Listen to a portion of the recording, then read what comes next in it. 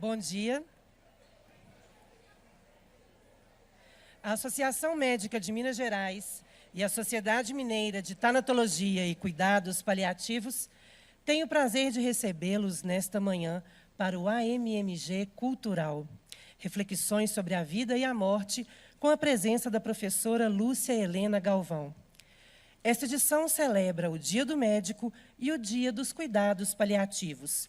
Pedimos a todos que desliguem o celular ou deixem em modo silencioso. Antes do início oficial deste evento, assistiremos o vídeo institucional da Associação Médica de Minas Gerais.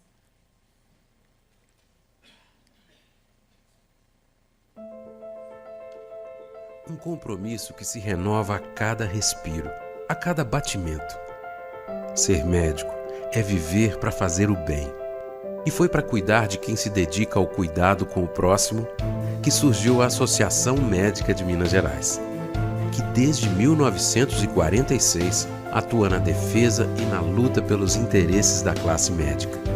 Um compromisso passado de geração em geração, que acompanha o profissional desde o início da sua carreira, por toda a sua trajetória. Estamos presentes em 74 filiadas no estado de Minas Gerais. E com as sociedades de especialidade vinculadas, garantimos forte representatividade. Nos dedicamos para assegurar boas condições de trabalho, formação de qualidade e a integração social entre profissionais. Junto a grandes parceiros, lutamos pelos direitos da comunidade médica. A Comissão Estadual de Defesa do Médico oferece suporte aos profissionais que são acusados no exercício profissional e a Comissão Estadual de Honorários Médicos luta por condições justas de trabalho e de remuneração.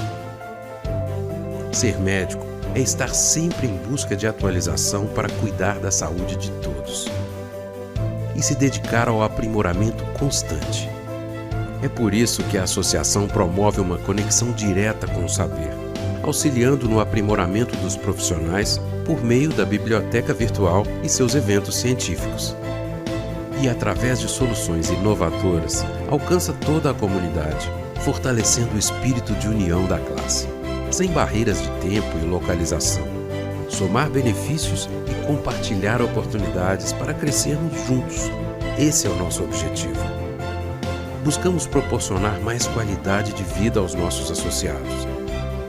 Assistência médica com plano de saúde familiar, central de seguros de vida, patrimonial e previdência, prontuário eletrônico, consultoria jurídica e fiscal gratuita e especializada, clube de descontos em gastronomia, viagens e entretenimento, clube de corrida.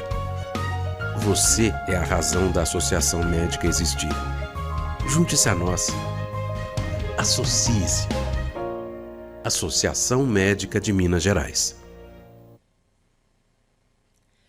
Para compor a mesa de honra, convidamos a presidente da Associação Médica de Minas Gerais, doutora Maria Inês de Miranda Lima.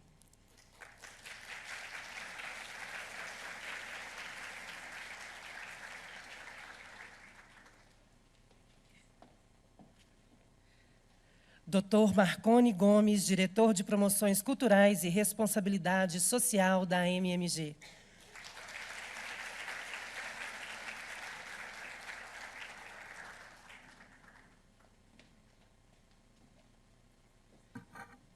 Doutora Sara Ananda Gomes, presidente da Sociedade Mineira de Tanatologia e Cuidados Paliativos.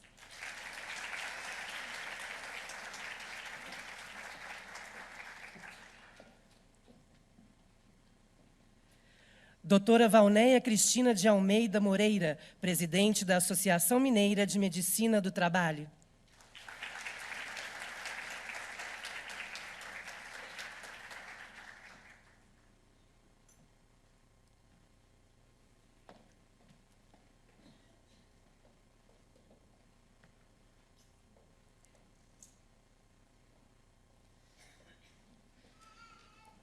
Passamos a palavra à presidente da AMMG, doutora Maria Inês de Miranda Lima.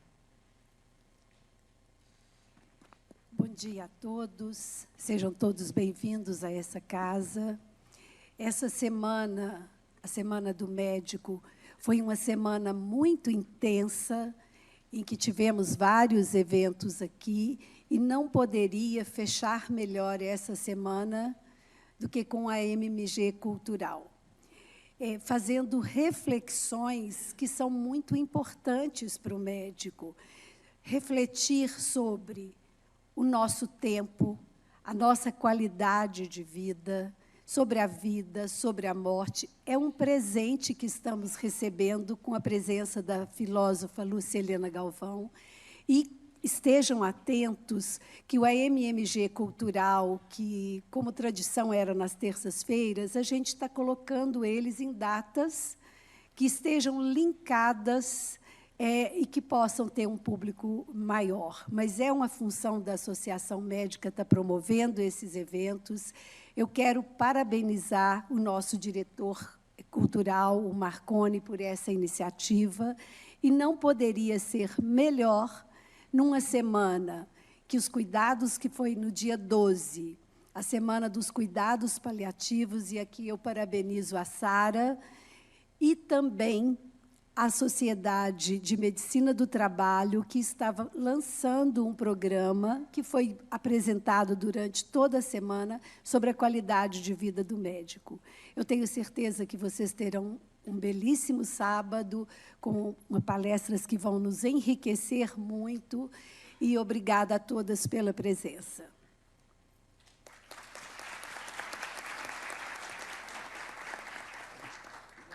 Convidamos a presidente da Associação Mineira de Medicina do Trabalho, doutora Valneia Cristina de Almeida Moreira, para a apresentação do projeto Trabalhar e Bem Viver.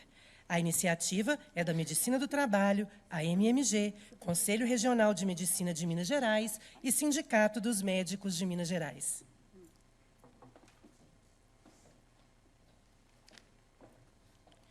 Bom dia a todos os presentes. Cumprimento a mesa no nome da presidente dessa casa, doutora Maria Inês. É com muita alegria e honra que, em nome da Associação Médica de Minas Gerais, do Conselho Regional de Medicina, do Sindicato dos Médicos de Minas Gerais, estamos aqui hoje para apresentar o projeto O Médico Além do Trabalho, um movimento pelo seu bem-estar. Trata-se de um projeto realizado em parceria pelas 3 entidades médicas, com o apoio da Academia Mineira de Medicina. A motivação para esse projeto se baseou nos dados publicados sobre índices elevados de adoecimento mental entre os médicos, que vem se manifestando em forma de quadros de depressão, ansiedade, alcoolismo, estresse e síndrome de burnout. Estudos recentes vêm mostrando uma diminuição na expectativa de vida dos médicos, maior entre as médicas, e índices elevados de suicídio quando comparados com a população geral. A alta carga de trabalho, a pressão a que são submetidos, vem trazendo sofrimento e adoecimento para a classe médica. Sendo assim, as entidades médicas mineiras, em uma iniciativa inédita, se reuniram para discutir este cenário. O objetivo do projeto é constituir um movimento que permita o engajamento dos médicos e médicas segundo seus interesses e disponibilidades, propondo o desenvolvimento de um conjunto de iniciativas destinadas a promover a saúde e o bem-estar destes profissionais. Para o estudo, foram usados 2 questionários, sendo que um deles já é validado pela Organização Mundial de Saúde. Esperamos, assim, conhecer o perfil sociodemográfico dos médicos mineiros, a sua interação com o trabalho, a sua situação de qualidade de vida e bem-estar, de modo a subsidiar o planejamento de ações, como a definição de programas e intervenções positivas que serão proporcionadas pelas entidades médicas promotoras. Além das ações decorrentes do resultado da pesquisa, propomos também a discussão de temas de interesse relacionados à saúde e o bem-estar e o desenvolvimento de ações que ofereçam acolhimento dos médicos, oportunidades de socialização, valorização da família e dos relacionamentos interpessoais, melhoria da gestão do tempo e da carreira e o envelhecimento saudável. Esperamos que todos os médicos abracem esse movimento. Esse projeto foi idealizado para os médicos e pelos médicos. Participem, levem esse movimento para a frente. Todo o projeto está descrito no site das entidades promotoras e de apoio ao projeto. Muito obrigada e ótimo evento a todos.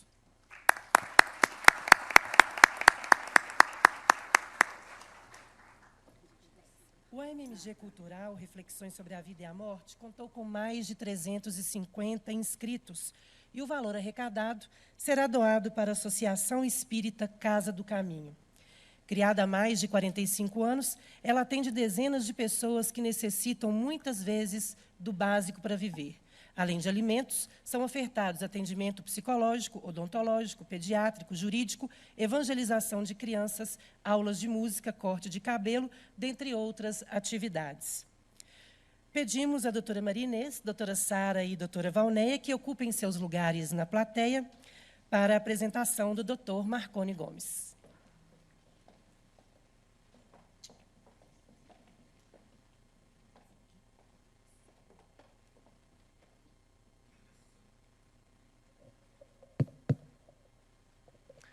Bom dia, pessoal. Tenho certeza que vocês estão tão felizes quanto eu nesse momento. E é uma emoção enorme estar presente diante da professora Lucelena e de todos vocês, que eu sei que o que trouxeram vocês e me trouxe também é o amor. E acho que a gente está colocando o amor em movimento nesse momento e, com certeza, a gente está atraindo uma realidade que pode ser essa que a gente está vivenciando aqui, não só dentro desse espaço, mas fora desse espaço.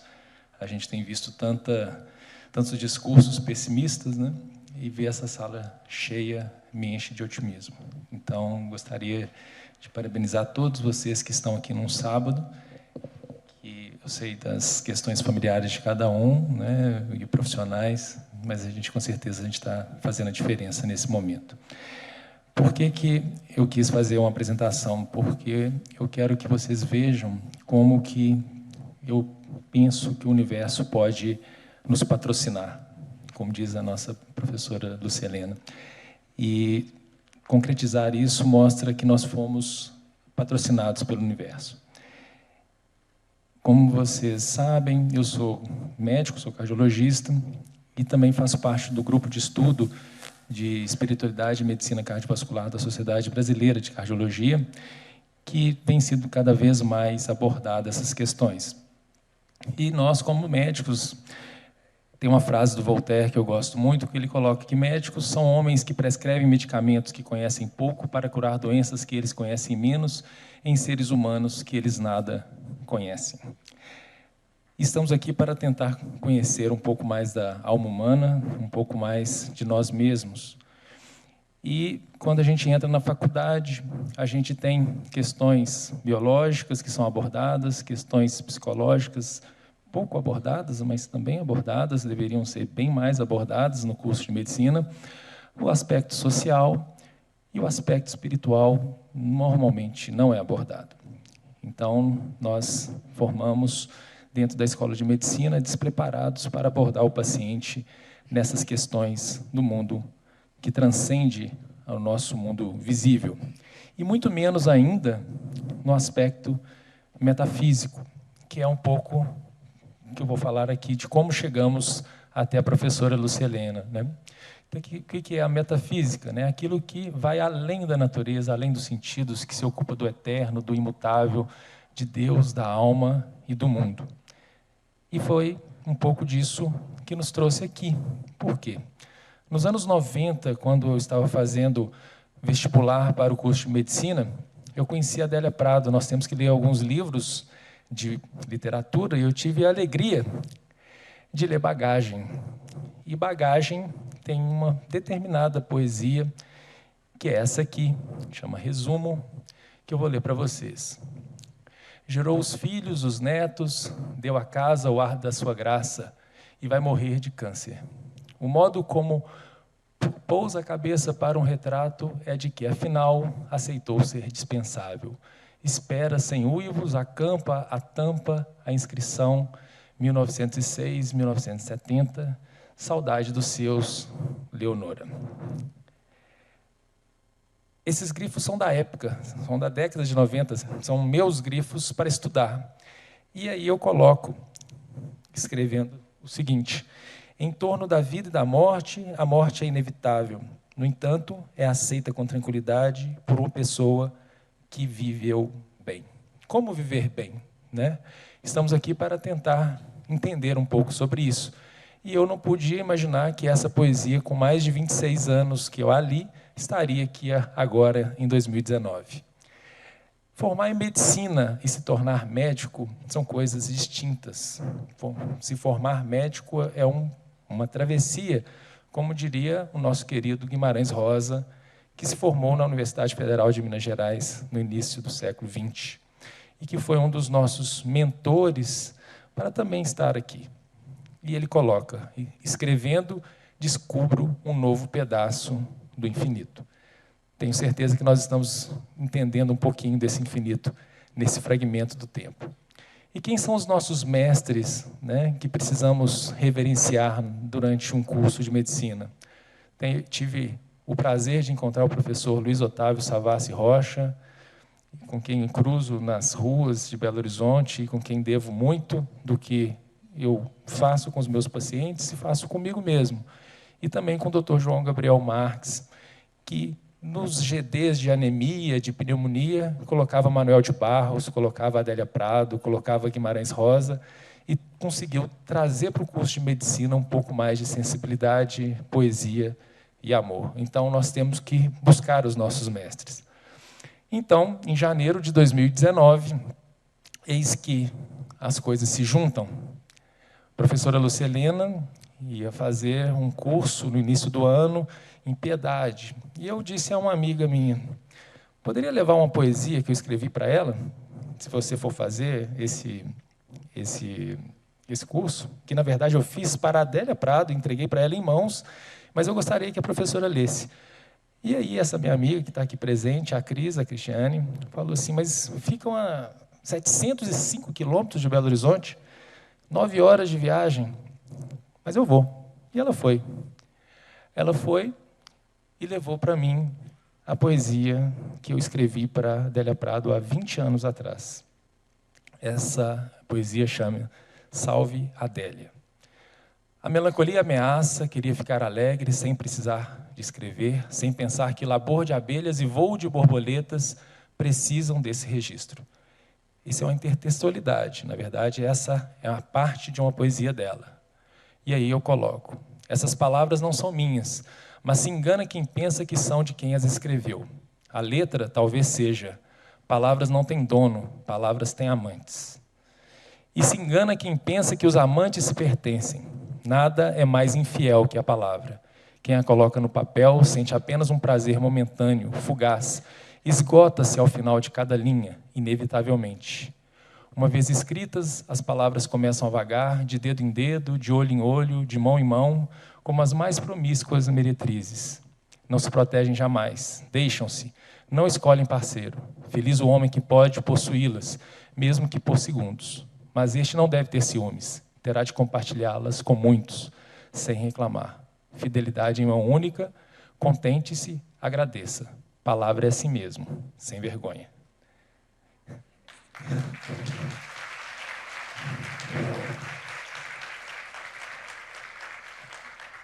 E quis o destino que a professora Lucilena lesse essa poesia, me mandasse um e-mail agradecendo, e hoje ela está aqui. Portanto, acreditem no universo. Ela também nos apresentou esse cidadão aqui, Khalil Gibran, que todos vocês já devem ter visto nos vídeos dela. E Khalil Gibran fez parte da Liga de Penn, nos Estados Unidos, que ele morou lá, e junto com Mikhail Naimi, ou Naimi, eu não sou árabe, então não sei como é que é a pronúncia, fazem parte de um clube de escritores brilhantes libaneses. E eu me tornei um pouco libanês com a ajuda da professora Lucilena. E ele coloca: dais muito pouco quando estais a dar o que vos pertence. Só quando vos dais a vós próprios é que estais verdadeiramente a dar. Então, estamos aqui para dar um pouco de nós, e eu tenho certeza que a professora Lucilena vai estar conosco nessas horas maravilhosas. E a gente se pergunta, né? Cuidar do outro é buscar restaurá-lo como um todo. E ainda termino dizendo, quando tudo isso começa? Será que isso teve algum começo? Então, são questões que a gente precisa refletir. Muito obrigado e vamos ao que interessa, de fato, que são as palestras da professora Lúcia. Muito obrigado.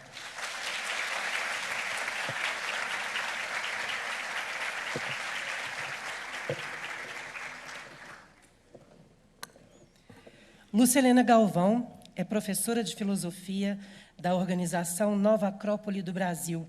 Com 30 anos na instituição, é uma das palestrantes mais antigas e ativas. Nascida no Rio de Janeiro, reside hoje em Brasília, onde ministra aulas sobre os mais variados temas: ética, sociopolítica, simbologia, história da filosofia, entre outros. Poetisa, já publicou 4 livros, além de produzir artigos e crônicas. A Nova Acrópole é uma organização internacional que promove um ideal de valores permanentes para contribuir para a evolução individual e coletiva. Com vocês, professora Lúcia Helena Galvão, por favor.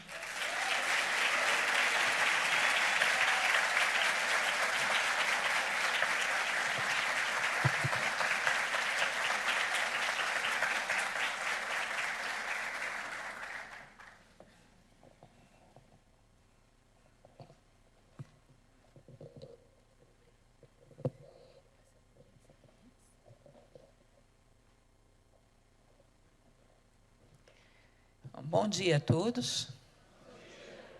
Já fui muito bem apresentada. Só recordo que Nova Acrópole é uma instituição internacional e que está fortemente representada aqui em Belo Horizonte. Temos algumas unidades, inclusive temos aqui presentes alunos das unidades daqui de Minas, de Belo Horizonte, e gostaria que vocês tivessem a oportunidade, depois, entrando no nosso site, vocês dão uma olhada nas filiais de todo o Brasil.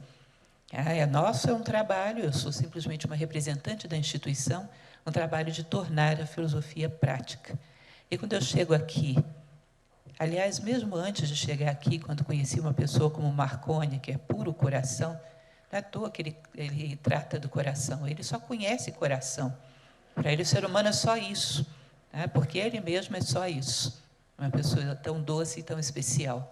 Quando conheço pessoas como o Davi, que estão aqui no público, eu perdi ele de vista. Cadê você, Davi? Está aí, está aí. Tão jovem, tão apaixonado por filosofia, eu digo, nossa, esse trabalho realmente vale a pena dar a vida por ele. E é com muita honra que eu recebi esse convite de fazer essa relação entre o trabalho, entre os sonhos, entre a qualidade de vida e a administração do tempo e a morte e tudo mais que vamos falar, para a classe médica e para a população em geral, porque esse trabalho me mostra como é que faz isso. Um amor tão profundo por aquilo que a gente faz, que os obstáculos todos ficam pequenos. E hoje, infelizmente, não é tão comum assim que as pessoas amem ardentemente aquilo que fazem. Vocês não sabem o quanto cada abraço, por isso que eu fico ali na porta esperando chegarem, cada abraço para mim é um presente enorme e uma confirmação. Olha, é por aí mesmo, está dando certo, vale a pena. Agradeço muito a cada um de vocês pelos abraços. Aliás, não esqueçam, aqueles que tiraram foto, @LuciaHelenaGalvão. Adoro botar todos vocês lá na minha página, acho o máximo. Uma forma de retribuir o meu carinho, tá certo? Então, vamos hoje falar... Espero que vocês tenham oportunidade, aqueles que ainda não conhecem, é uma boa aproximação conhecer o nosso trabalho no YouTube. Porque hoje a filosofia conta com um certo preconceito de que é pouco prática, não vale a pena, é uma perda de tempo. E esse canal do YouTube é uma estratégia de aproximação para mostrar que não é assim. Que a filosofia é um amigo próximo, íntimo, que fica ali na nossa cabeceira, nos ensinando a despertar, nos ensinando a adormecer, nos ensinando as formas mentais apropriadas para cada momento do dia, o que fazer diante das dificuldades. Ou seja, a filosofia é um amigo íntimo e daqueles amigos indispensáveis, que, como diz o conterrâneo de vocês, amigo é coisa para se guardar debaixo de 7 chaves. Não é isso? A filosofia é um desses amigos, bem íntimos, e que nos ajudam a crescer. Então, aqueles que já conhecem, eu peço que nos ajudem a divulgar, e aqueles que não conhecem ainda, teremos o prazer de recebê-los no nosso canal do YouTube, para conhecer o nosso trabalho. Vamos lá, não é?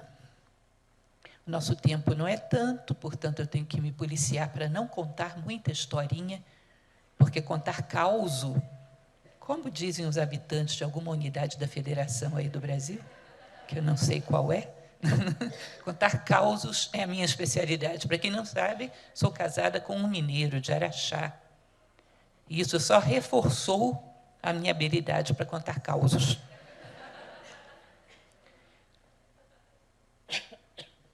Perdão.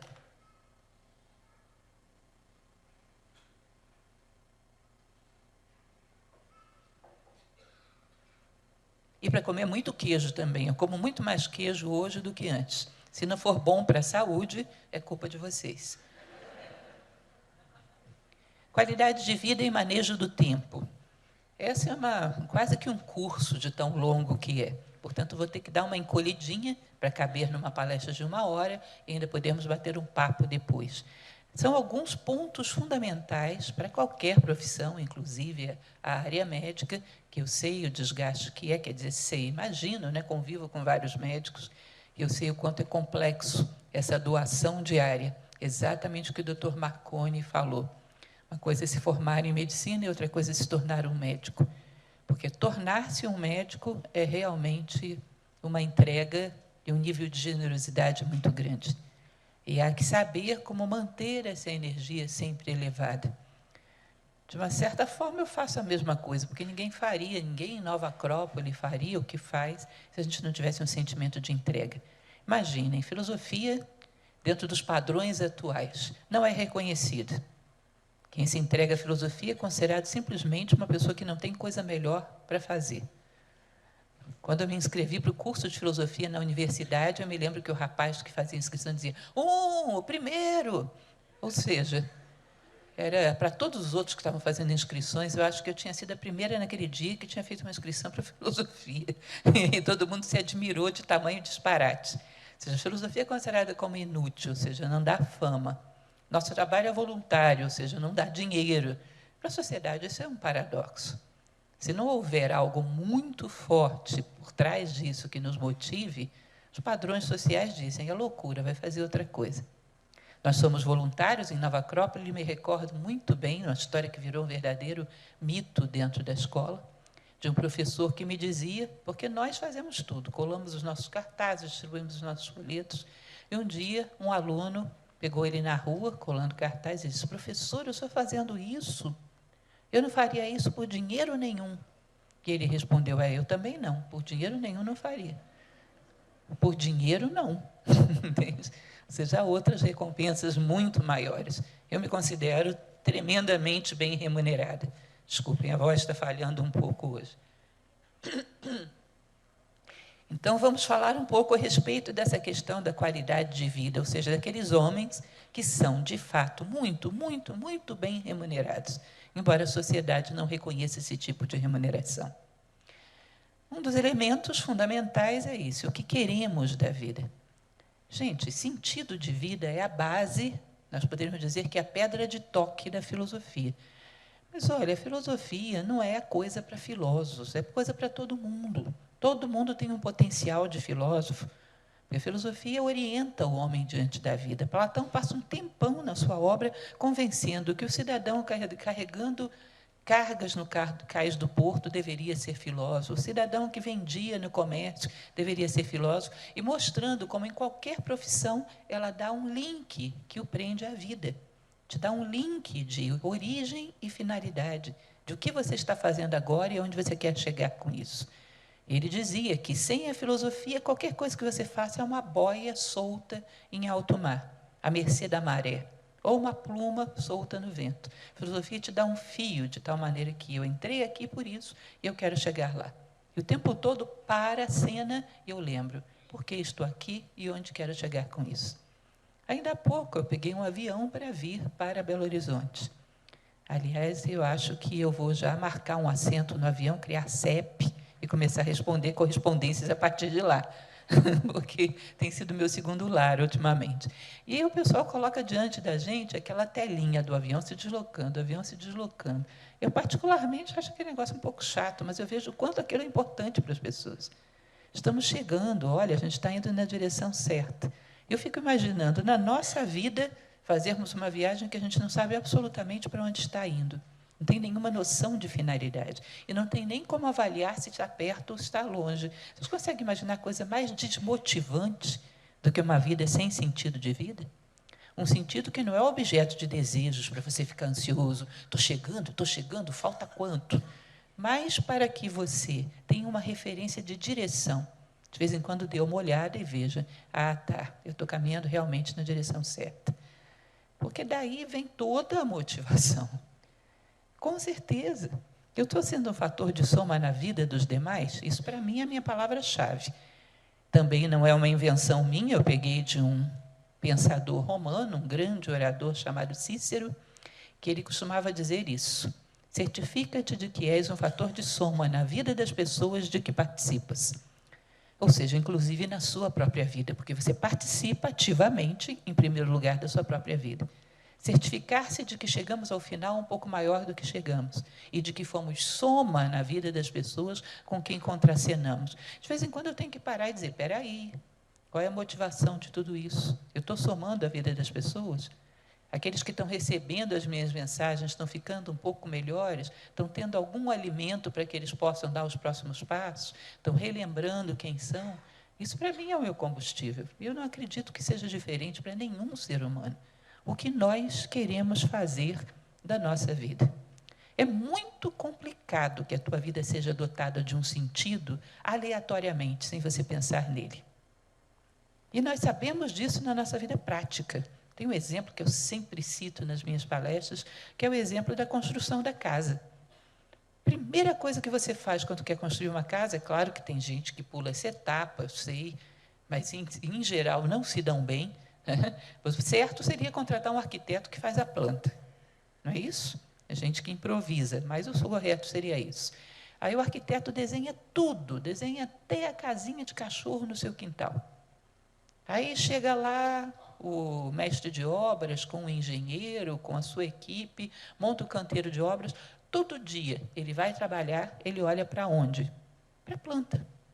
Ele olha para o futuro para saber o que ele vai fazer hoje. Para ter motivação, para saber em qual etapa ele trabalha, para lembrar do que já foi feito, para saber quais são as próximas etapas.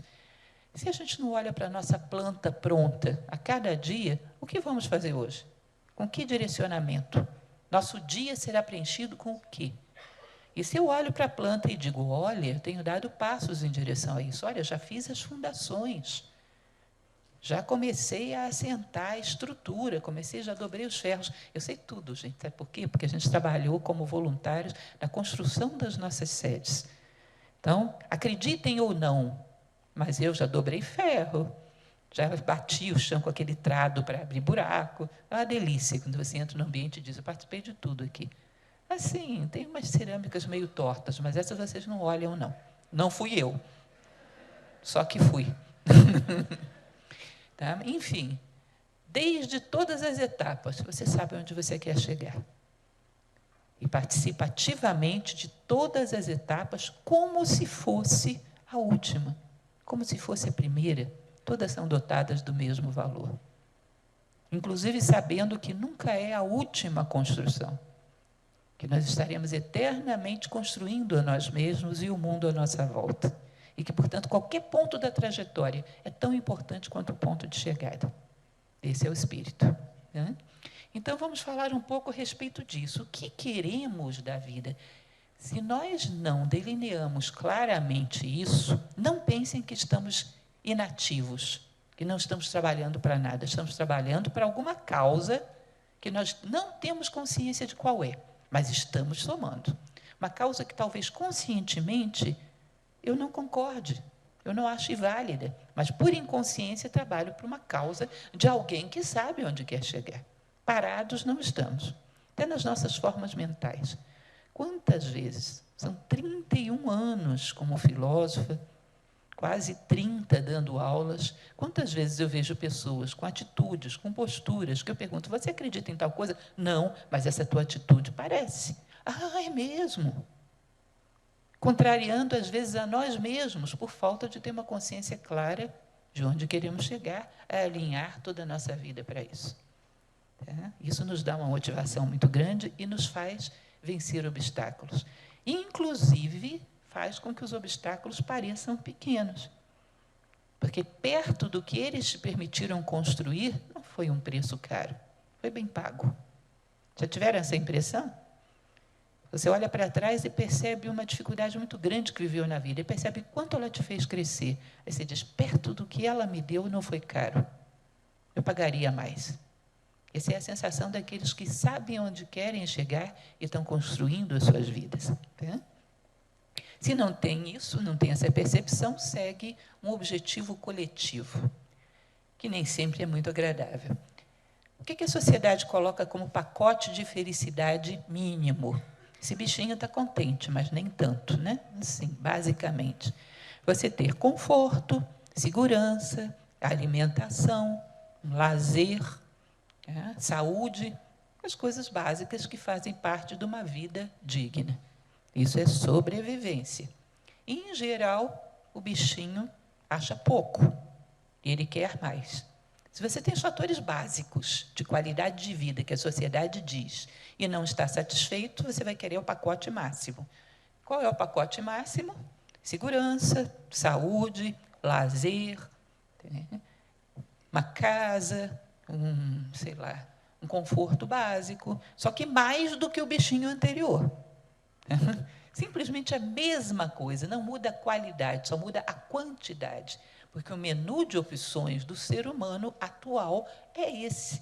São elementos que dizem respeito à sua vida pessoal, num certo grau, cada vez mais elevado. Cada vez mais conforto, cada vez menos fatos desagradáveis, menos distúrbios, ou seja, menos doenças, menos problemas de violência, menos dificuldades. Ou seja, uma vida de sobrevivência confortável e cada vez mais fácil. É isso que é o menu de opções. Aí vocês percebem que tem gente que atinge esse nível máximo.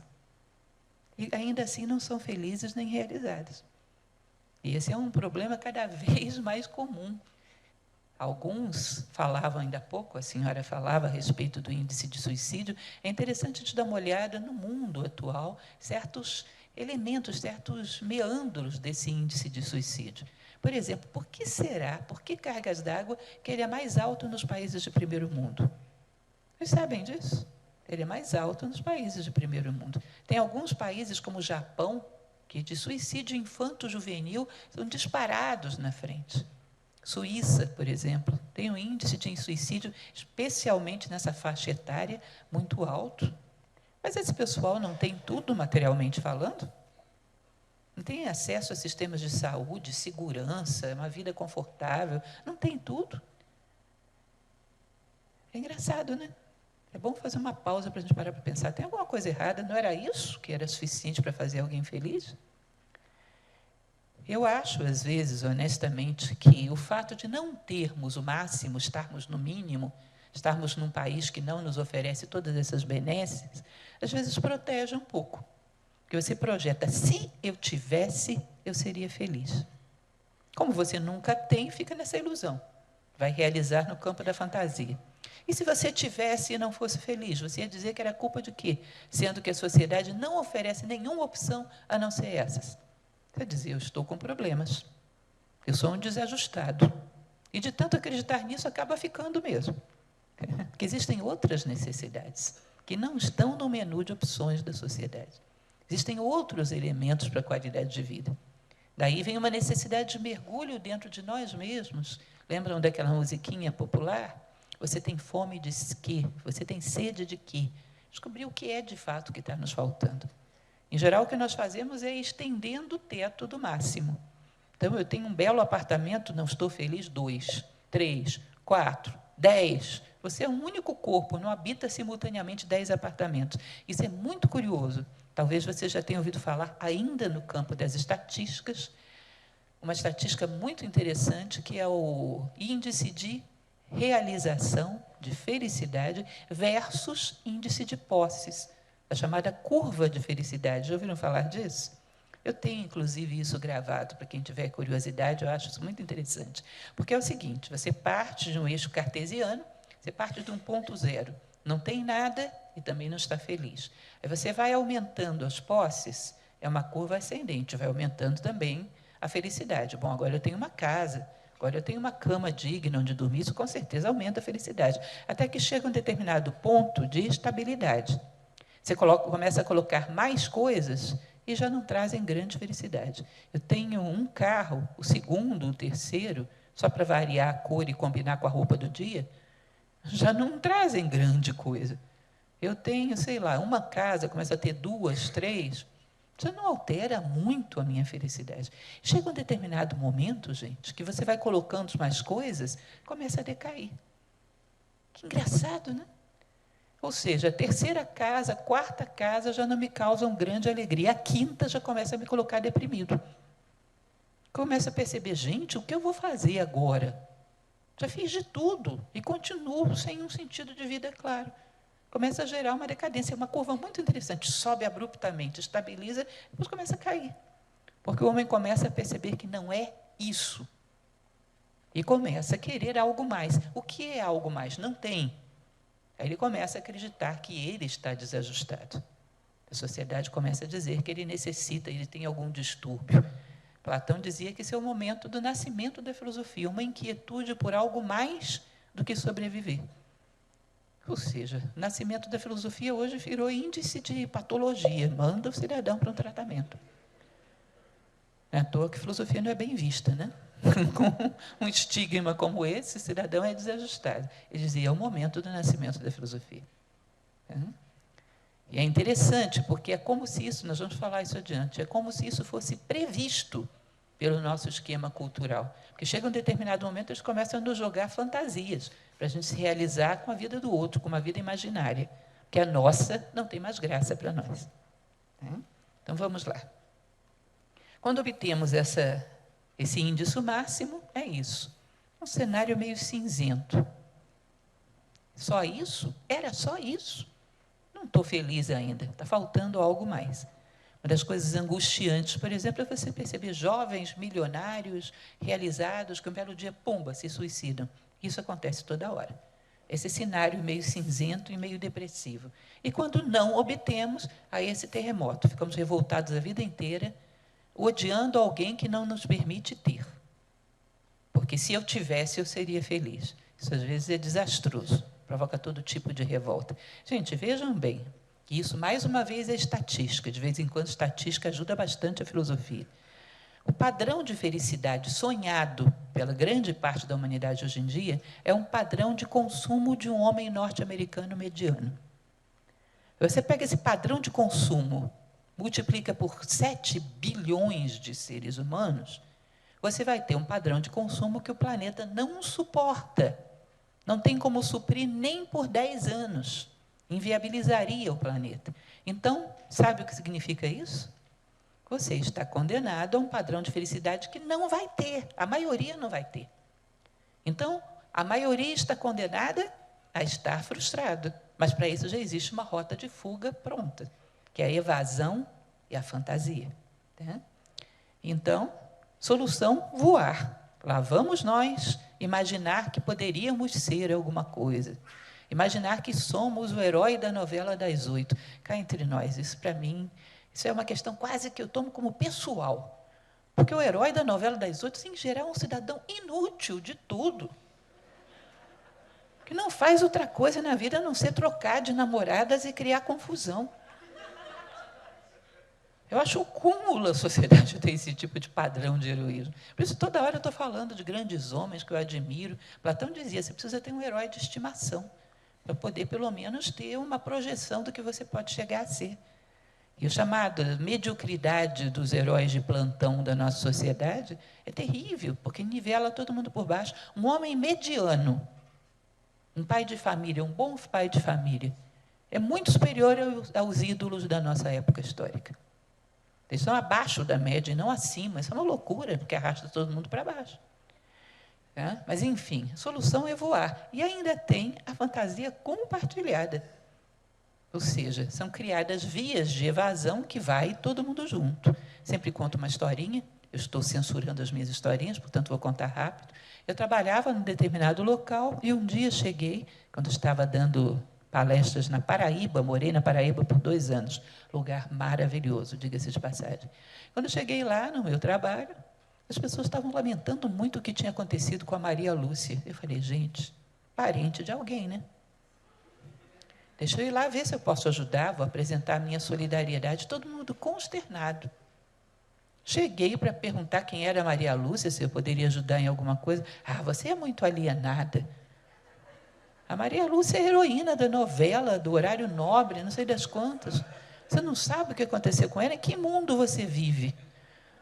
Como eu dava aula todas as noites, como dou até hoje, sou uma voluntária, eu não sabia o que tinha acontecido com a Maria Lúcia.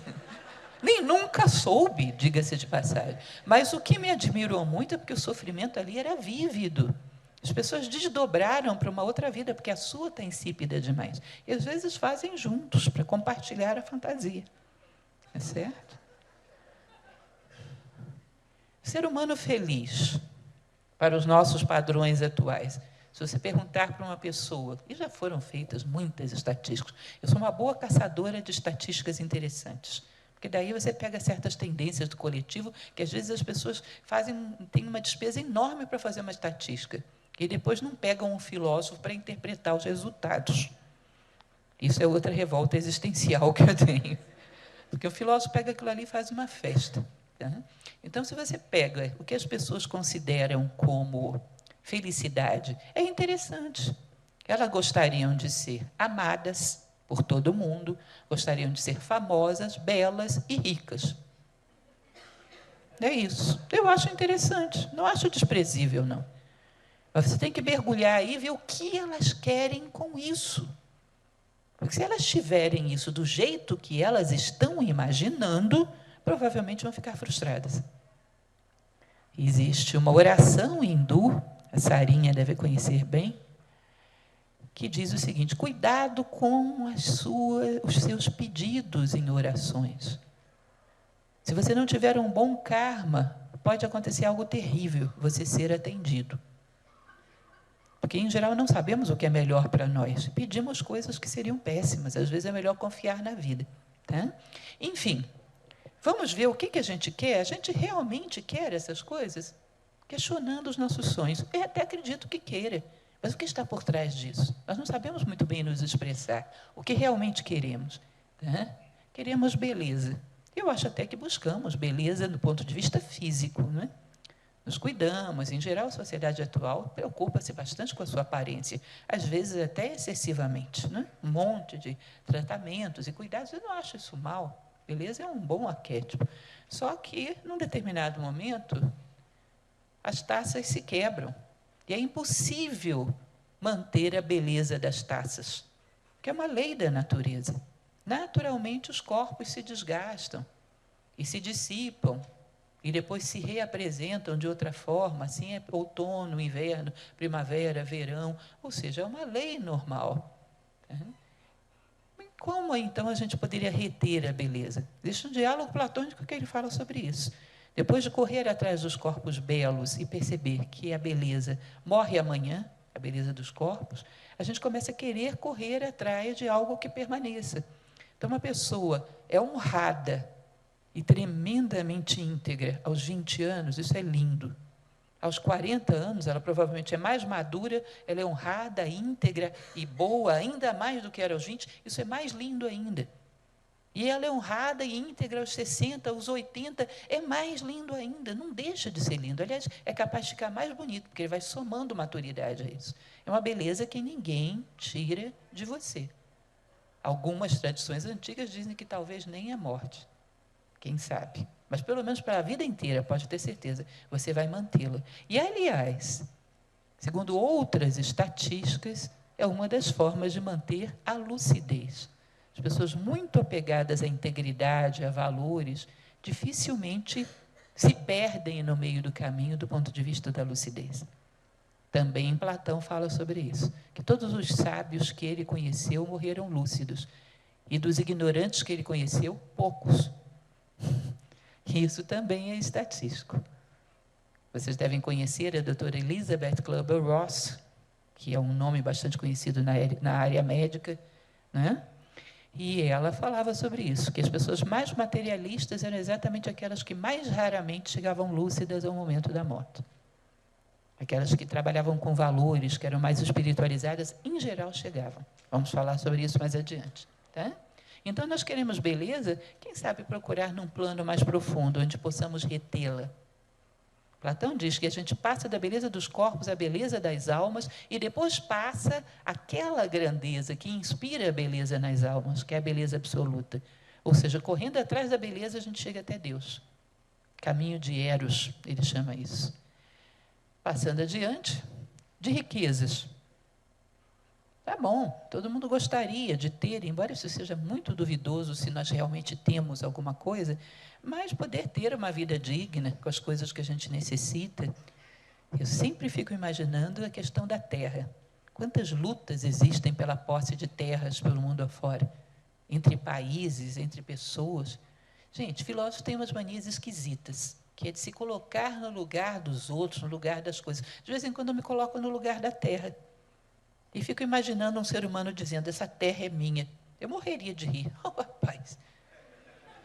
Ser de um dia. Você que é meu, vou te engolir já já. Você está pensando o quê? Estou aqui há milhões de anos. Ou seja, se nós realmente possuímos alguma coisa, é muito duvidoso. Mas está bom que queiramos usufruir delas. Mas temos um monte de riquezas. Repare um detalhe. Digamos que o meu carro estivesse estacionado aí fora. Por que eu considero que é meu? Porque eu coloco a chave na ignição dele, ele me leva onde eu quiser, eu tenho um certo domínio sobre ele. E eu mesmo? Está bem feliz esse sapinho, né? Bem motivado. Eu tenho posse de mim mesmo? Se eu disser à minha mente, vá nessa direção que eu preciso me concentrar, ela obedece? Ela vai para qualquer lugar. E as minhas emoções, goste disso porque é bom para você, elas obedecem? Elas gostam de qualquer besteira menos disso. Ou seja, eu não possuo a mim mesmo, não me obedece. Não tenho o comando de mim mesmo, portanto, eu não sou meu. É engraçado? Talvez o grande desejo de posse que o homem tenha, por trás dele esteja a posse de si mesmo. Tanto que ele tem um monte de coisas e não fica feliz. Só que ele não sabe onde buscar. Já contei em várias palestras minhas que uma vez eu cheguei em Brasília e tinha um outdoor de uma concessionária. E o outdoor era simplesmente uma garagem vazia. E dizia assim no letreiro, nós sabemos como preencher esse seu vazio interior. Falei, deve ter tido alguma base filosófica e é um cara de pau, não é um manipulador. É claro que nós estamos querendo preencher um vazio, só que não o da garagem. Mas nessa ficam te enrolando a vida inteira. Você não está satisfeita porque você não tem um novo modelo. Vem cá. E como você não sabe o que realmente você busca, fica correndo atrás do outro modelo a vida inteira. Né? Então, o verdadeiro desejo de posses é a posse de si mesmo. O verdadeiro desejo de beleza é o desejo da beleza da alma, aquela que perdura, ninguém pode tirar de nós. O que mais? De fama. Esse aí realmente quer subir na vida. Né? De fama. O que será que a gente quer com a fama? Sabe o que eu acho que a gente quer? Sair da massificação. Nós estamos desesperados de ser massa. De vez em quando a gente olha à nossa volta e pensa, ainda que a gente não dê muito valor a isso, mas todo mundo tem um momento que percebe isso. O que me diferencia dos demais? Visto as mesmas coisas que é o que está na moda, tenho uma vida muito parecida, sinto as mesmas coisas, porque os sentimentos hoje estão todos padronizados. Odeio fulano, todo mundo odeia. Amanhã ou depois, fulano entra na moda. Ame fulano, todo mundo ama. Eu fico impressionada a isso, porque sentir, segundo a moda, é o fim da picada. Vamos e venhamos. Eu acho mais grave até do que pensar, segundo a moda, porque sentimento é alguma coisa muito autêntica. Eu recentemente fiz uma palestra de um personagem que amo demais, que é o Mahatma Gandhi. Aí você percebe que as pessoas, umas amam porque está na moda, mas não sabem quase nada dele, e já tem um movimento de pessoas que odeiam porque está na moda odiar. que dizem que ele maltratava a mulher. Gente, quem viu ele maltratando a mulher? Que história é essa? Mas tem um grupo hoje que está nessa moda. E você percebe que nenhum dos dois nem ama nem odeia de verdade. É sentimento da moda. Eu acho isso, uniformizar o mundo emocional, eu acho o fim da picária. Mas a gente olha e vê que os nossos sentimentos são pouco profundos, pouco autênticos. Eu amo meu filho porque, biologicamente, se diz que eu devo amar, mas amar um estranho, construir um sentimento por mérito próprio, eu tenho muita dificuldade de fazer. Ou seja, sentimentos que eu mesmo tenha construído, muito poucos. E olha, no plano mental também as mesmas ideias, os mesmos pensamentos, as mesmas tendências, um inconsciente coletivo, assim, não no sentido junguiano, mas no sentido de massificação, que é uma coisa louca isso. Você é pensado. Então, a gente mergulha dentro de nós mesmos, quais dessas ideias são minhas? Ideia sua é aquela que você viu um fato, refletiu, extraiu a essência, e eu penso assim. Eu fiquei muito admirada com esse trabalho que eu fiz sobre a autobiografia de Gandhi, gente. Eu recomendo, inclusive, esse livro. Mas é porque é um cidadão que pensa por si próprio, ele não está nem aí que as pessoas pensem diferente. Tudo que passavam para ele, ele levava para casa, chegava lá e dizia, isso sim, isso não, isso aqui talvez, tem que melhorar isso aqui, pumba, eu penso assim. E saía agindo. Totalmente fora de moda. Pense num cidadão que não era fashion. Não era mesmo. Não dava para desfilar em Paris. E, de repente, estava todo mundo correndo atrás dele, porque era tão convicto, tinha ideias próprias, que, ao invés dele ser moldado pelas circunstâncias, ele é que moldava as circunstâncias. Ele virava o mundo de cabeça para baixo. Ele não era produto do meio, ele era produtor. Tinha ideias próprias. Que triste, às vezes, é para nós olhar e ver que quase nenhuma das nossas ideias são realmente nossas. Então, a gente fica sufocado pela massificação e deseja autenticidade, deseja individualidade, deseja, em última instância, identidade, saber quem eu sou. Tá? Então, como é que nós podemos ter fama se nós mesmos não sabemos quem somos? Talvez o reconhecimento que a gente queira é perante a nossa própria consciência. Todo mundo me conhece e eu não? Que diabo de fama é essa? Diário de Marilyn Monroe. Agora vocês vão dizer, a bibliografia dessa moça é eclética mesmo, né? Isso foi um acidente de percurso, que eu não vou contar para vocês, que vocês não vão acreditar, vão dizer, ela queria ler a biografia de Marilyn Monroe mesmo, então deixa para lá. Mas a autobiografia de Marilyn Monroe tem um momento que ela para e diz, todo mundo diz que me ama, todo mundo, tem um público enorme que me conhece e diz que me ama, mas, no fundo, não me amam coisa nenhuma, porque nem me conhecem. E, no fundo, nem eu mesma me amo, porque também não me conheço. Vou morrer conhecida por todo mundo e uma estranha para mim mesmo. Pense em uma coisa dessa, gente. Pense em uma coisa dessa. Vou morrer uma estranha para mim mesmo. Se eu encontrasse a Marilyn Monroe, na hora eu levava ela para um curso de filosofia. Eu estava precisando. Então, no fundo, o que a gente quer é isso, é ser conhecido perante a nossa própria consciência, é saudade de si mesmo que provoca esse desejo de projeção. Porque, no fundo, projeção é nada. A fama te digere, te descarta, amanhã ninguém lembra de você. Tá? Nós desejamos, no fundo, por trás do desejo de fama, é identidade. E isso é muito legítimo e é necessário mesmo.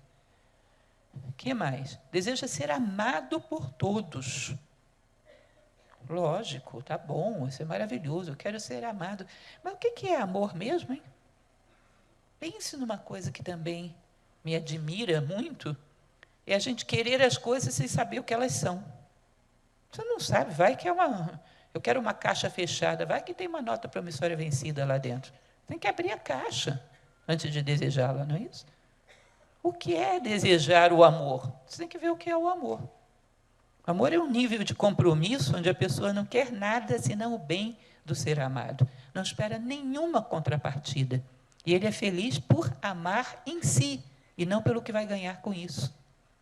Ou seja, o amor é um sentimento que se realiza em si mesmo, não espera nada do ser amado e conduz o ser amado na direção do bem e não do agradável. E muitas vezes é odiado pelo ser amado por ter feito isso, mas a pessoa está bem, ele está satisfeito. Vocês entendem essa ideia? Eu sempre guardo uma imagem, porque filósofos têm mania de pegar imagens da sua vida para poder entender as coisas, para aterrissar as coisas, entendê-las na prática. Minha filhinha era pequena, teve que tomar uma série de antibióticos e ela odiava o farmacêutico. E quando a gente passava na nossa quadra comercial, tinha que atravessar a rua porque ela não queria passar na frente do farmacêutico.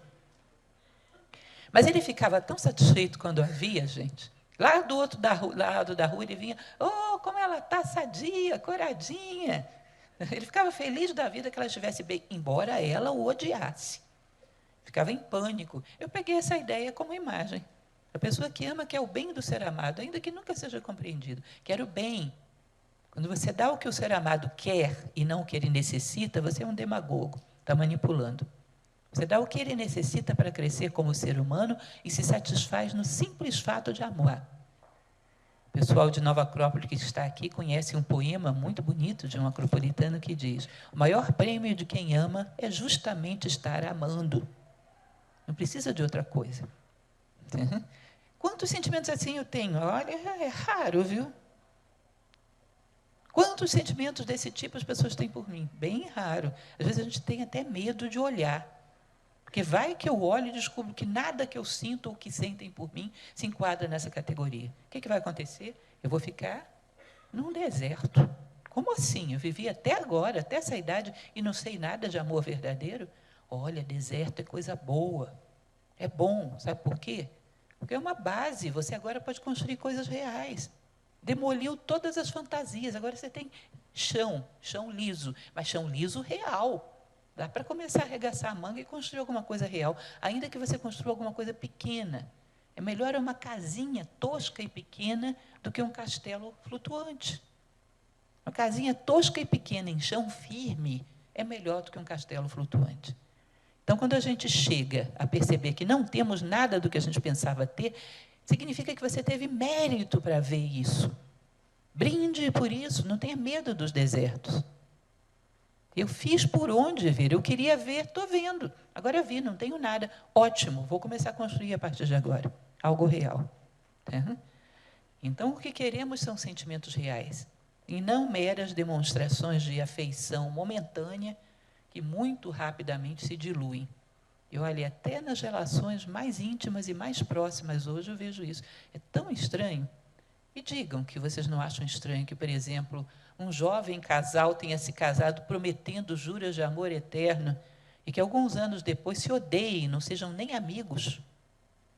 E digam, vocês não acham isso estranho? Que tipo de sentimento é esse? Que um filho, depois de alguns anos, que vivia pendurado no colo dos pais, amava, dependia deles para outros, não tenha sequer um pouco de interesse pelo que aconteceu pelos seus velhos pais? Tem muitas outras situações, o nosso amor é muito superficial, muito convencional, ele não é construído como uma obra de consciência, portanto é de pouca cobertura. Por isso que eu amo quando Platão diz que a melhor coisa que podemos fazer por aqueles que amamos é crescer como seres humanos. Porque aí você pode garantir para eles alguma coisa real, senão você não tem nada. Vamos mais rápido, porque a coisa está bem complicada. O meu horário é até quando, doutor Marconi? Luxo, vamos rápido. Então, conquistas reais são uma aventura. Aqui é um outro exemplo que eu peguei para vocês, porque eu acho isso maravilhoso. Um belo dia, uma mãe de um aluno veio me reclamar porque o menino estava jogando muito joguinho. Aí, filósofo é um bicho chato, questionador. Vamos ver o que esse menino está vendo no joguinho, por que ele gosta tanto. Aí eu fui lá olhar. Olha só, como nos games. Por que o menino gosta tanto de joguinho? Objetivos claros. Desde que ele entrou naquele negócio, ele sabe que tem que fazer o Super Mario, salvar aquela princesinha lá, Peach, né? Pêssego. Tem que salvar e tem que derrotar não sei quem. Desde o início ele sabe, ou seja, ele tem um sentido no jogo. A vida também podia ter um sentido claro, que te desse entusiasmo por ela. A vida se esvaziou e os jogos copiaram a vida. E estão mais divertidos do que a vida, porque a vida se perdeu e o jogo não. Esse atributo foi copiado da vida. O que mais? Dificuldades como desafios. Experimenta comprar um joguinho fácil e dar para o seu filho, para você ver um menino que vai ficar com raiva de você. Porque jogos que tenham desafios, que têm dificuldades, porque cada vez que ele vence desafios, ele passa para um outro nível de perícia. Olha, eu venci o jogo etapa 3, disputam lá entre os amiguinhos, legal. Você está no 2 ainda, você é um fracote, não é isso? Eles têm orgulho de ter vencido dificuldades. A vida está cheia de dificuldades, a gente não tem orgulho nenhum de confrontá-las, fica choramingando pelos cantos, se sentindo infeliz. Não tem esse orgulho de superar as dificuldades, de sair do outro lado íntegro. Hoje se chama isso de resiliência, né? Não temos isso, muito pelo contrário, nos sentimos vítimas. E às vezes ficamos parados na frente de um espinho desse, não passamos nunca. Ou seja, isso para o jogo é emoção, é capacidade de crescimento, de aperfeiçoamento. Para nós, não. Para nós é vitimização, é infelicidade. Ou seja, a vida desprezou os seus parâmetros. O jogo copiou e está mais interessante. O que mais? Aprende a manejar ferramentas. Eu sempre fui um fracasso em joguinho, gente. É verdade que no meu tempo de adolescência não tinha joguinho que prestasse, né? Era aqueles da tela DOS. Mas eu já não conseguia mexer todos aqueles teclados para fazer o bichinho dar cambalhota, eu esquecia. Aí ele dava cambalhota, caía em cima do bandido, era derrotado, enfim, não sabia mexer muito com aquilo, não tinha muita coordenação motora. Cada vez que aprende um comando, você tem mais perícia e tem mais chance de ganhar. Vocês percebem que a gente está cheio de comandos, cheio de ferramentas dentro de nós? Inteligência, imaginação, vontade, criatividade, determinação, um monte de ferramentas, humildade. Cada vez que você aprende a manejar uma, você tem mais sucesso no jogo. Tem mais perícia, tem mais chance de vencer o raio do bichinho que quer roubar a princesa. E a gente não usa. Sai daqui sem utilizar esse arsenal enorme de ferramentas que é utilizado, que é dado a um ser humano. Quando você recebe, quando você encarna como ser humano, recebe uma caixa de ferramentas humanas. E às vezes sai daqui sem manejá-las, acomodado. Aí fica chato, fica monótono. É um péssimo jogador. No joguinho, o garoto aprende a usar essa tranqueira toda. E fica feliz da vida. Ou seja, ele sabe viver melhor do que a gente. Por que você está com raiva dele? Tem raiva de si próprio. Olha só, recorre-se ao tutorial. E o tutorial é um cidadão que criou o jogo, um monte de gente que jogou o jogo e ensina coisas boas para você jogar melhor. O garoto adora ir lá, ler tudo, porque quando entra, já entra com perícia.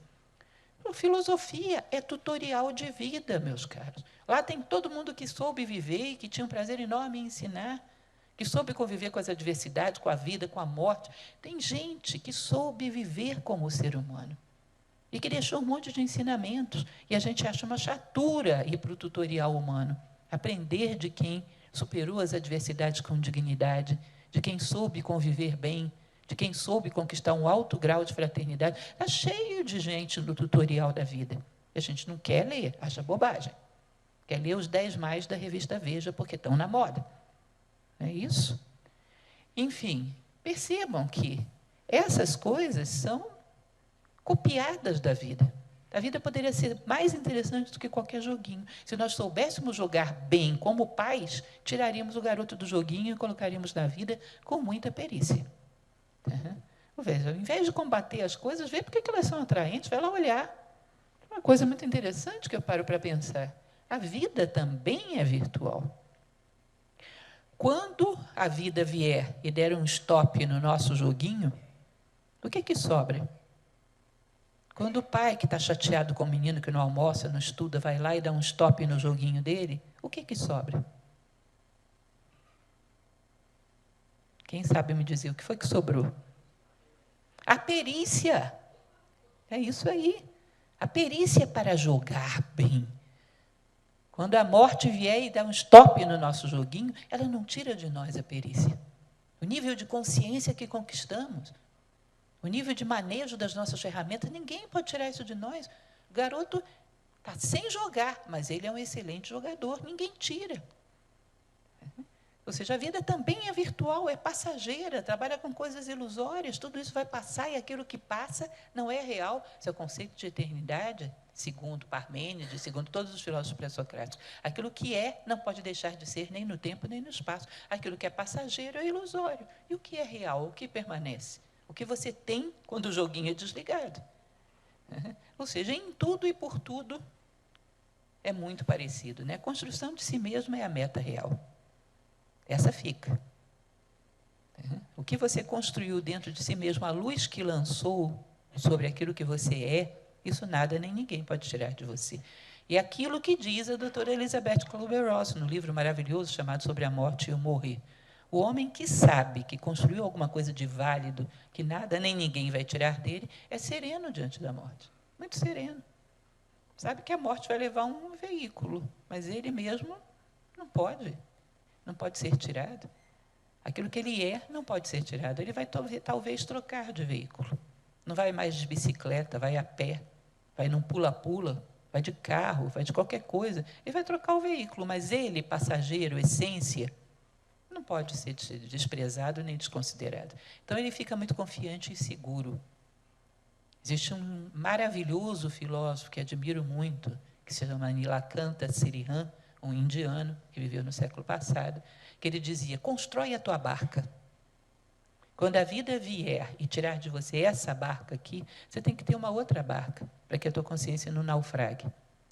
Tudo de verdade, tudo de realidade, tudo de valor que você conquistou, é uma barca que você está confeccionando. E a tua consciência fica tranquila, sabe que ela não vai naufragar. Constrói uma barca. E, em geral, os homens seguros diante da vida e da morte são aqueles que têm uma barca. Têm um veículo próprio. Cada coisa se embeleza e se realiza sendo aquilo que é. Os seres humanos se embelezam e se realizam sendo humanos. Isso é uma aventura maravilhosa.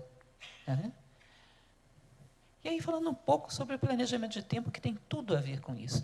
Eu trouxe uma folhinha, que eu não sei se já foi distribuída para vocês, foi? Que é a história do José.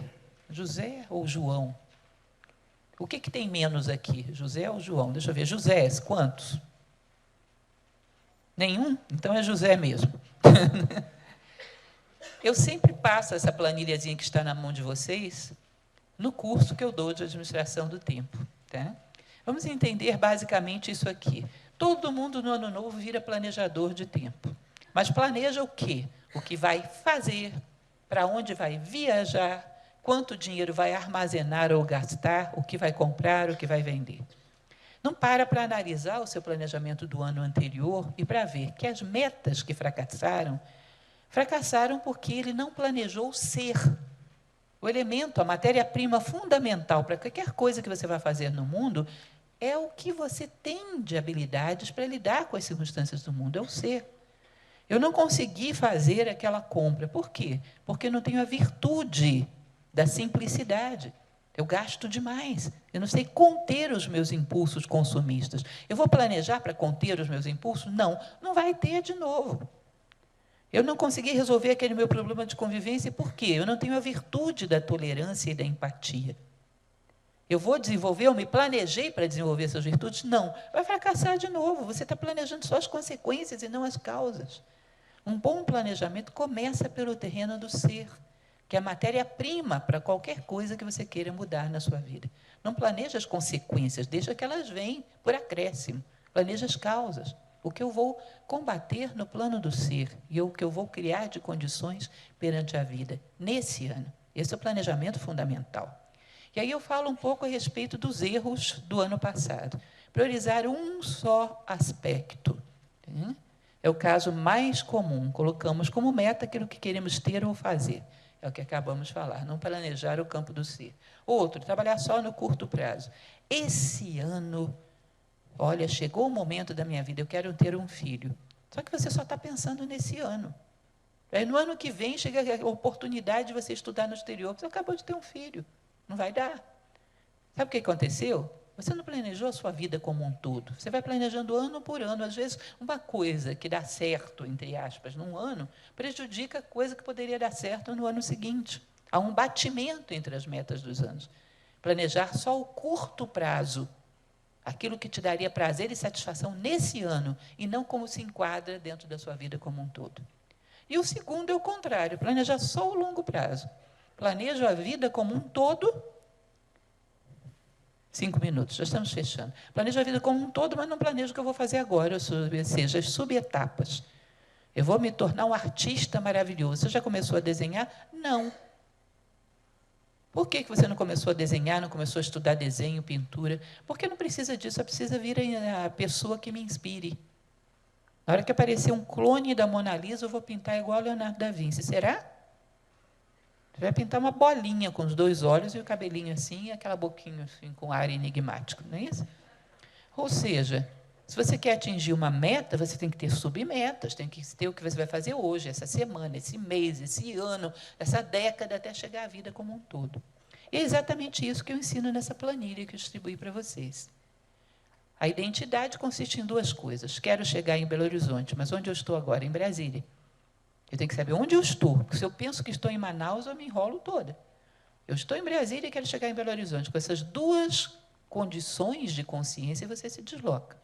A partir de Brasília, eu crio uma estratégia para chegar a Belo Horizonte. Onde você quer chegar como ser humano e onde você está agora, com a maior lucidez possível. Cuidado com a chamada infração do ego de Jung. Estou no primeiro degrau, imagino que estou no 10º. Não subo nem o 11º, nem o 2º. Sou capaz de rolar a escada e perder até o que eu tinha. Saber com honestidade quem somos, onde estamos e onde queremos chegar. Essa é a equação fundamental da identidade. Segundo lugar, essa coisa da ISO 9000, ação local com visão global. Você vai fazer como se fossem um conjunto de círculos concêntricos. A minha vida como um todo, a década, o ano, o mês e o dia de hoje. E cada coisa que eu vou fazer hoje é que nem o construtor lá da obra. Olha para a planta, olha para a vida como um todo. Para que todos os passos sejam coerentes e levem numa mesma direção. E, além disso, ter uma ideia-chave de identidade. Ideia-chave da identidade é o que eu quero ser quando terminar toda essa história. Últimos momentos da minha vida, é o que eu quero ser como ser humano. Quando eu olhar para trás, o que eu quero ter feito pelo mundo, pelas pessoas da minha volta, o que eu quero ter somado. Eu quero ser um fator de soma, pequeno ou grande não depende de mim, mas eu vou fazer o meu melhor. O que eu quero ser nesse momento e o que eu quero ter feito pelo mundo. Fixa, isso é a tua ideia-chave. Eu quero ser uma pessoa mais justa e mais fraterna. Tá bom, você tem 2 elementos interessantes. A partir dessa ideia-chave, você vai ajustar todas as etapas da sua vida, no tempo e por setores. E os setores são aqueles ali, ó, espiritual, psicológico, profissional, material, social, familiar, intelectual, cultural. Prazos longo, médio, curto e curtíssimo. Eu coloquei como detalhe ali, no curto prazo, todo mundo pensa o quê? Na conta bancária, na conta do supermercado. No curtíssimo prazo, todos tendemos a ser materialistas. No longuíssimo prazo, a vida como um todo, todos nos tornamos espiritualistas. Ninguém lembra da conta de supermercado quando pensa na vida como um todo. Lembra o que eu quero ser como ser humano. Como a gente precisa de ambos os elementos da nossa vida, temos que pensar em todas as dimensões. Aí eu coloquei aí como exemplo para vocês o José. O José é um homem que quer, para a sua vida como um todo, ser mais justo e mais fraterno. Ele vai pensar, primeiro na vida como um todo, nesses 4 setores, depois na década, depois no ano, no mês e no dia de hoje. Tudo encaixadinho. Da maneira que o passo que eu dou hoje me aproxima da meta de toda a minha vida. Ajustada em todos os setores e todas as dimensões de tempo. O que é que eu estou propondo para vocês, gente? Que vocês façam isso na vida de vocês. Exige uma coragem danada. Mas leva umas constatações maravilhosas. Fundamentais para que a gente adquira, de fato, qualidade de vida, coerência e satisfação conosco mesmo, com cada dia da nossa vida. Uma motivação fantástica para superar as adversidades. É um dia infernal. Você vai chorar, vai ficar triste, vai ficar alegre, vai fazer uma confusão total. Mas o que sair daí pode não ser perfeito, mas já é um primeiro esboço de uma pessoa que tomou as rédeas da sua vida. Eu estou propondo que vocês façam isso. Experimentem. Para isso está o experimento do José. Não me venham, como diria lá o programa do Chico Anísio, com churumelas, de me escrever para dizer, professora, faz a minha planilha para mim. Não faço. Não é brincadeira, não. O pessoal me escreve e pede isso mesmo. É incrível. Tá? Eu dei um exemplo. A partir disso, você tem que gerar um estado de consciência e tomar as rédeas da sua vida. Tente. Vocês vão ver que isso é maravilhoso. Qualidade de vida tem a ver com não perder de vista os nossos sonhos. E, basicamente, passei um pouco dos seus 5 minutos, né? Mas é isso que eu queria trazer para vocês nesse nosso primeiro bate-papo. Temos tempo para perguntas? No final da segunda palestra, teremos perguntas. Anotem, senão vocês vão esquecer tudo.